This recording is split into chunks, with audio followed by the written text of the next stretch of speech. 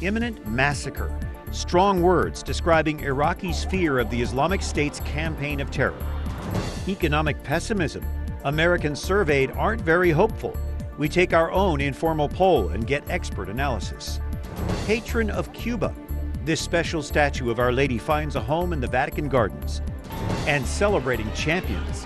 Chicago holds a parade and rally honoring Little League's finest. Those stories and more on EWTN News Nightly for Thursday, August 28th, 2014.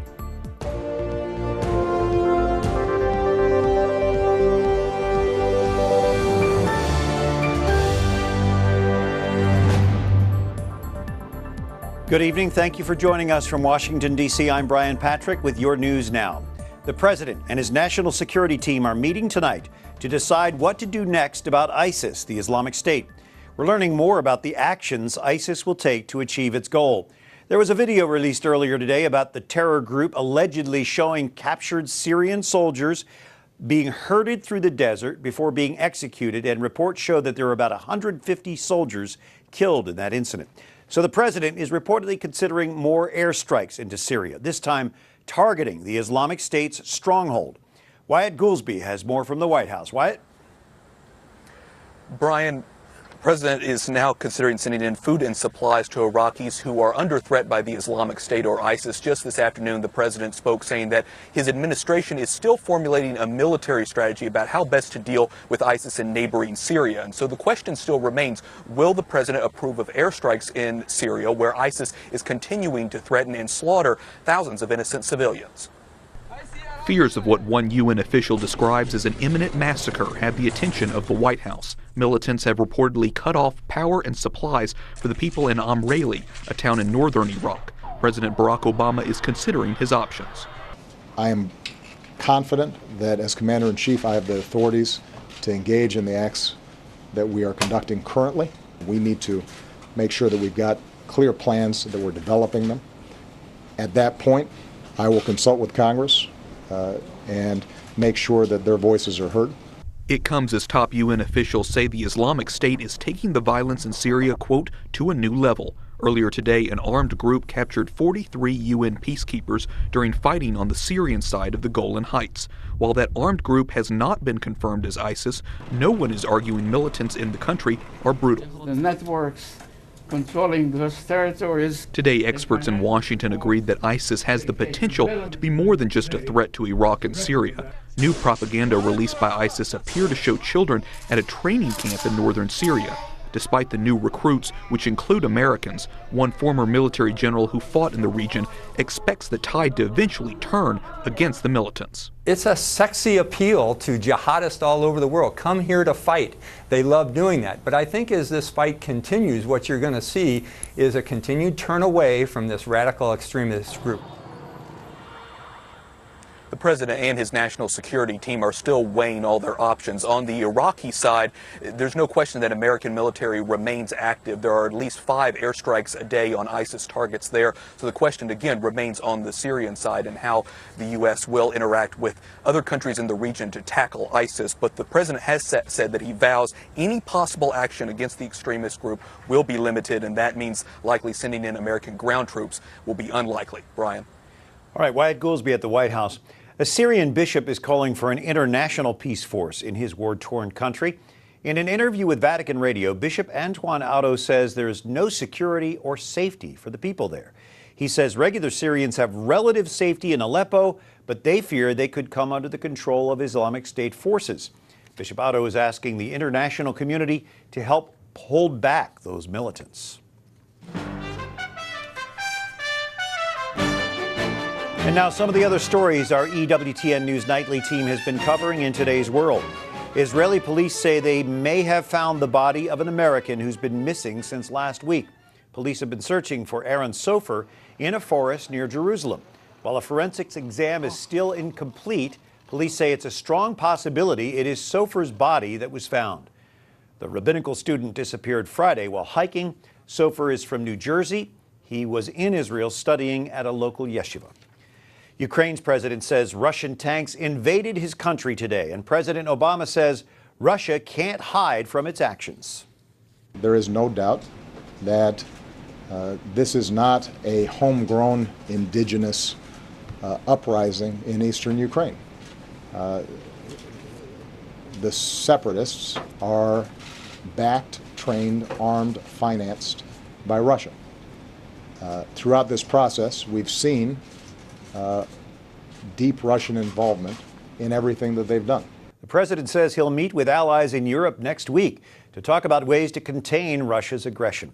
In Ukraine, they're seeing the hostility firsthand. A group of tanks and at least 1,000 Russian troops poured into southeastern Ukraine today. Russia's defense minister isn't denying the claim, but disputes which Russian forces may be operating there.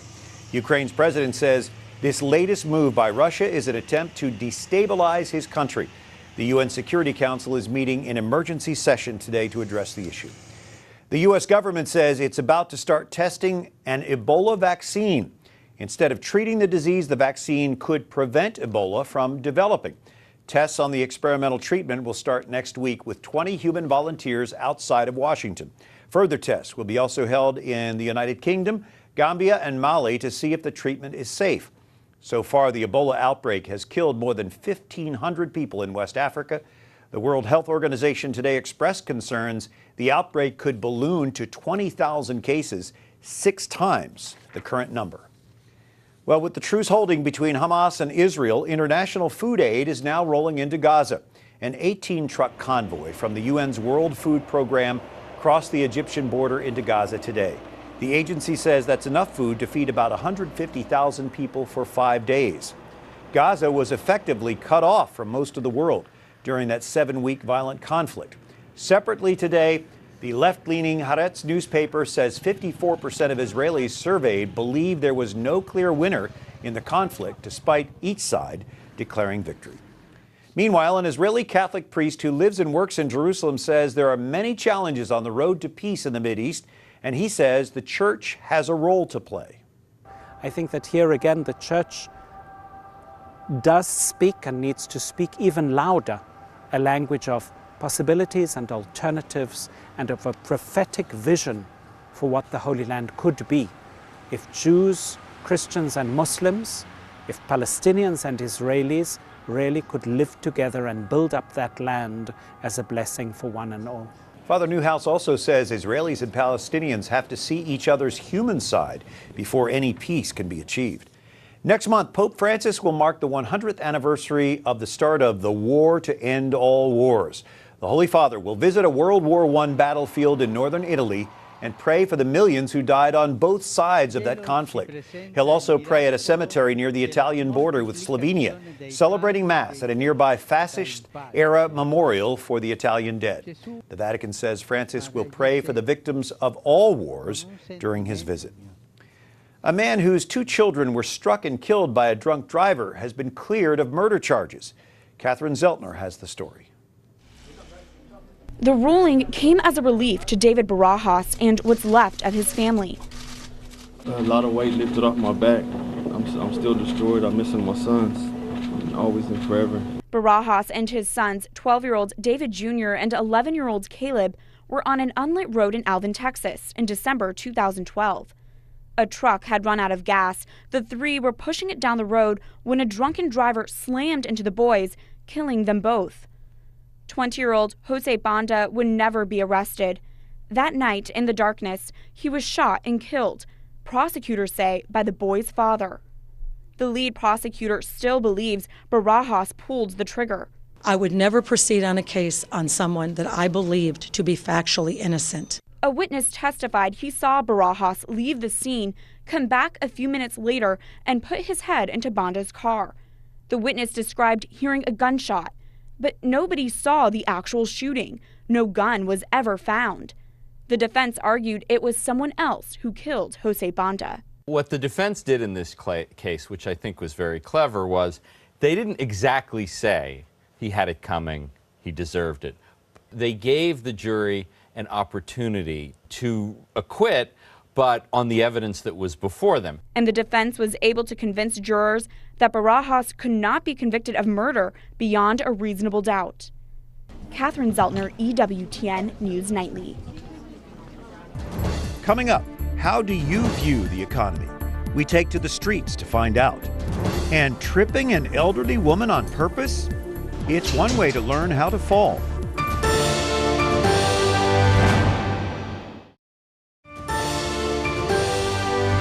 On Thursday, August 28th, thanks for joining us for EWTN News Nightly. I'm Brian Patrick. A new survey shows Americans are worried about the economy despite gains on Wall Street and some signs of recovery. Jason Calvi took his own poll on the streets of D.C. Business looks like it's back to normal. The White House says we've had 53 months of economic growth, and the unemployment rate has come down to 6.2%. But 5 years after the official end of the Great Recession, the effects are still being felt. The business I was working with, they laid me off after working there for 7 years. And now I'm actually in school just trying to start myself all over again. Well, I'm an attorney, and companies have cut their outside legal spend. They cut it during the recession. They haven't increased it back to pre-recession levels. I got laid off in the middle of it, and it took me 7 months to find a new job. A new study released today reflects that economic stress being felt by many Americans. Over 70% of Americans say the recession permanently changed the economy. That's according to the survey by Rutgers University. Back in 2009, only half of those surveyed thought the recession's impact would be permanent. I think it means that people have been impacted by the recession and believe that they're going to stay at this new lower quality of life.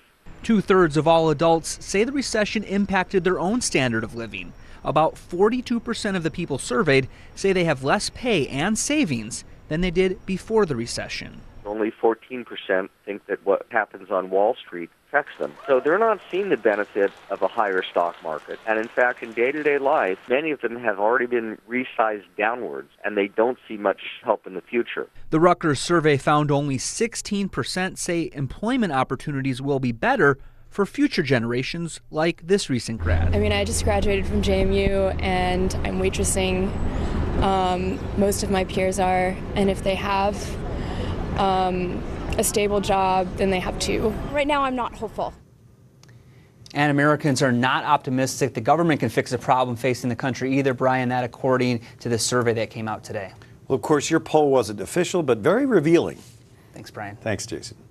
Well, a detailed report obtained by Politico concludes female voters view the Republican Party as intolerant, lacking in compassion, and stuck in the past. The report, Republicans and Women Voters, Huge Challenges, Real Opportunities, was actually commissioned by two major GOP groups, Crossroads GPS and American Action Network. Last month, a Pew Research poll found Democrats have an advantage with women voters, that is. 52% of women vote Democrat, compared with just 40% who vote Republican. Republicans do have the edge with men. 50% of them vote Republican, 40% Democrat. Sarah Isger Flores is Deputy Communications Director at the Republican National Committee. Sarah, do you see this recent report as accurate? Is the Republican Party unfriendly to women? Is it caught up in the past? I'll tell you, the reporting about the reporting does not seem accurate to me. This was about challenges and opportunities, and yet all I've seen are the challenges, and they've missed the entire half that talks about the real opportunities that Republicans have with women voters in this economy. In order to have opportunities, you have to accept the realities. What are the realities with the Republican Party and its perception among women voters? The realities are that we have work to do with female voters for sure, but when they hear our message, when they hear that we have solutions for the economy that we're in right now, for job growth, they're very receptive to those, and that was also represented in that report. When the HHS revisions came out last week, I didn't hear any Republican candidates or, for that matter, any elected officials on the Republican Party even comment about that. Why would that be? Are they afraid of coming off as anti-women?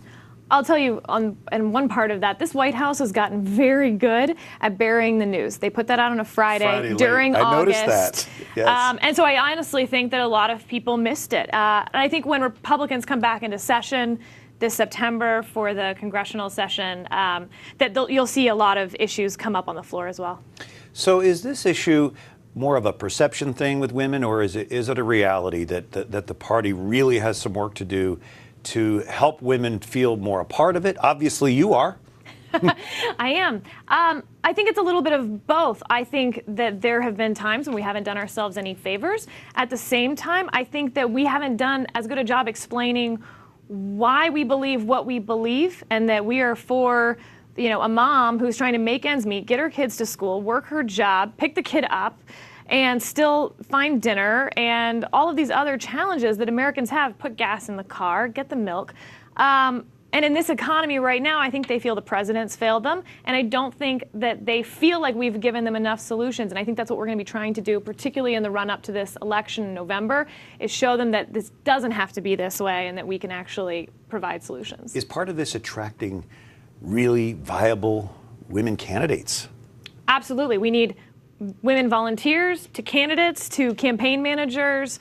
Across the board, I think it's important to have women involved in the political sphere, and we have fantastic female candidates. Martha McSally in Arizona, fighter pilot, Joni Ernst in Iowa. Even take some of our elected women already. Susana Martinez, the first Latina governor in the United States. We have great women in our party, and we probably need to do more to get them out there and showcase them. Sarah Isger Flores with the Republican National Committee. We appreciate you being with us, and thanks for your insight. Thanks so much for having me. And scientists are working with the elderly in a Chicago lab to help prevent fall-related injuries. You won't believe, though, how they're doing it. Catherine Elliott takes a look. It's no accident. Researchers are tripping this 81-year-old woman on purpose. But Mary Kay is taking it in stride. She's learned how not to fall after too many close encounters with Chicago's crumbling sidewalks. I fall forward and I land on my face, and it's usually quite disastrous for my face. Falls are a leading cause of injury among the elderly, cost $30 billion a year to treat, and can spiral seniors into poor health and disability. So researchers at the University of Illinois Chicago are teaching older adults how to catch themselves in normal life by tripping them in the lab. They're outfitted in safety gear and motion sensors. In an initial study with a special walkway, participants reduced their chance of falling by 50% up to a year later. This is all implicit learning. We don't give any instruction. They don't have to be motivated. They naturally being motivated because they don't want to be on the floor. Professor Clive Pye says this technique stimulates the subconscious and works much faster than traditional fall prevention methods like physical therapy and exercise. This is really a new paradigm for fall prevention. Pye will up the ante in his next study, subjecting volunteers to a treadmill that periodically skips. With further study, he hopes the devices can help people with neurological conditions like MS and stroke, who have an increased risk of falling. You are helpless when you're out of balance and you cannot catch yourself to get back up. Jim Chin is a stroke patient who had 3 falls in as many months and wants to regain a better sense of control, like Kay did. You learn. Every time you fall, you learn. While the approach may seem unconventional, it could help prevent some serious tumbles. Catherine Elliott, EWTN News Nightly. Up next, a meeting in Italy celebrates faith and culture. We take you there tonight. And Chicago welcomes home their Little League champs with a parade and rally.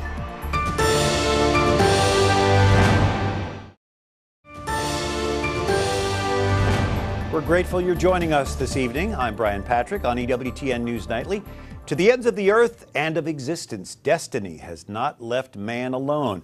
That is the theme of the Rimini meeting, which is being called Europe's largest cultural festival. It's in full swing right now in Italy. The meeting is more like a world fair. Organizers say thousands of people from all over the world are there. It's almost completely run by volunteers and includes more than a dozen cultural exhibits on history, literature, science, and more. There are also sporting events, public masses and lectures, and many other displays of culture and entertainment. The Rimini meeting was started by the lay Catholic community Communion and Liberation more than 30 years ago. We have Amy Sapinoff, the secretary for the D.C. chapter of Communion and Liberation, along with Suzanne Tanzi, a former managing editor of the movement's international publication Traces. Suzanne, would you give us a quick overview of the organization? Sure. CL was started more or less in the 1950s, 1954, when Father Giussani ran into some high school kids. He struck up a conversation and was surprised to find that their faith had nothing to do with their lives. In fact, they were really ill-informed about Catholicism. And he felt newly challenged to, he was working in the seminary at the time, and he felt newly challenged to address this crisis in youth as he saw it. And he decided to go back into the high school classroom and talk about faith and life in a way that was exciting and pertinent to the kids that he met. And so that's grown into this Yes, great and festival or meeting. Up to today, Yeah. and a lot of us aren't in high school anymore, but we're forging ahead. Still staying with it. Yes. To the ends of the earth, this theme, Amy, would you explore that a little bit?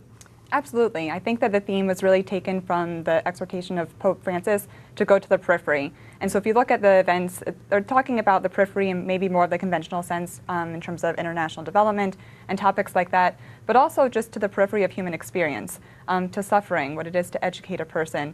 But talking about all of these topics in the context of hope and joy and the beauty that the Catholic faith does. Much of this meeting is televised. I know you've been watching. What sense do you get of what people are learning? Well, I can tell you what I've learned being there, and also we do watch on streaming. I watched, last night I watched Father Pizzaballa, the custodian for the Holy Land, speaking about the Middle East.